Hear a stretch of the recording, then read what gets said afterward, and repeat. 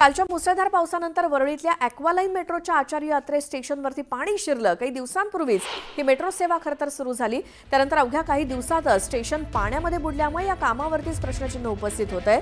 दरम्यान यात जे काही नुकसान झालं त्याला जबाबदार कोण असा सवाल आता विचारला जातोय।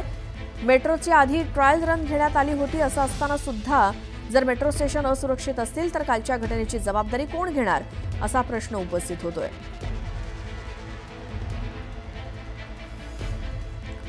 मुंबईतल्या वरळीतलं आचार्य अत्रे मेट्रो स्टेशन त्याची काल मुसळधार पावसामध्ये काय वाताहत झाली। संपूर्ण मेट्रो स्टेशन या ठिकाणी पाणी झालं होतं आणि जी काही पडझड झाली त्याची ही दृश्य आणि या सगळ्याला जबाबदार कोण असा प्रश्न आता विचारला जातोय।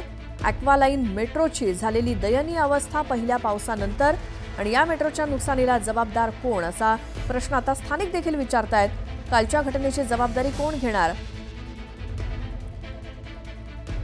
तर ही दोन दृश्य आपण बघतोय, कालची आणि आजची दृश्य।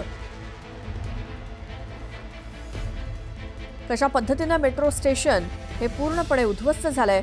ॲक्वालाईन म्हणजेच अगदी ट्रॅफिक पासनं वाहतूक कोंडीपासनं प्रवाशांना दिलासा आणि त्याचसोबत कमीत कमी वेळामध्ये प्रवास करण्यासाठीची ही ॲक्वालाईन, मात्र त्याची काल झालेली ही अवस्था आणि आजची दृश्य।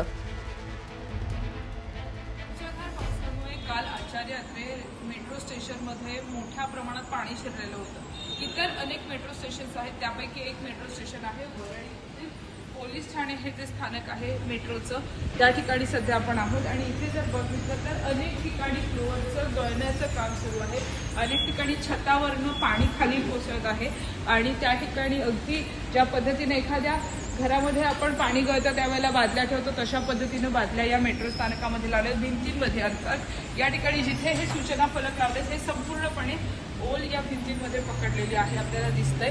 त्याचबरोबर खालती सुद्धा पाणी जमा आहे। दुसरीकडे आपण बघतोय त्या ठिकाणी तिकीट काउंटर आणि सुरक्षेसाठीची यंत्रणा आहे, त्या ठिकाणी सुद्धा आपण समोर बघतोय की बादल्या या लावण्यात आलेल्या आहे आणि या बादलीमध्ये हे पाणी जमा केलं जाते, कुठे पसरू नये पाणी म्हणून। ज्यावेळेला अशा पद्धतीचे अंडरग्राऊंड मेट्रो स्थानकं बनवण्यात येत होती त्यावेळेला कुठेही पाणी साचणार नाही किंवा सुरक्षित प्रवास असावा अशी एक अपेक्षा होती।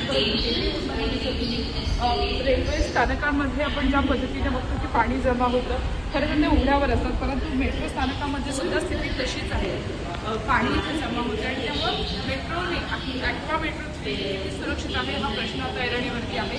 एकीकडे सुरक्षा भीतीचं कारण दिलं जातं तर दुसरीकडे छत गळत असल्याचं सुद्धा आपल्याला पाहायला मिळतं। हर्षद सह पाटील, न्यूज 18 लोकमत।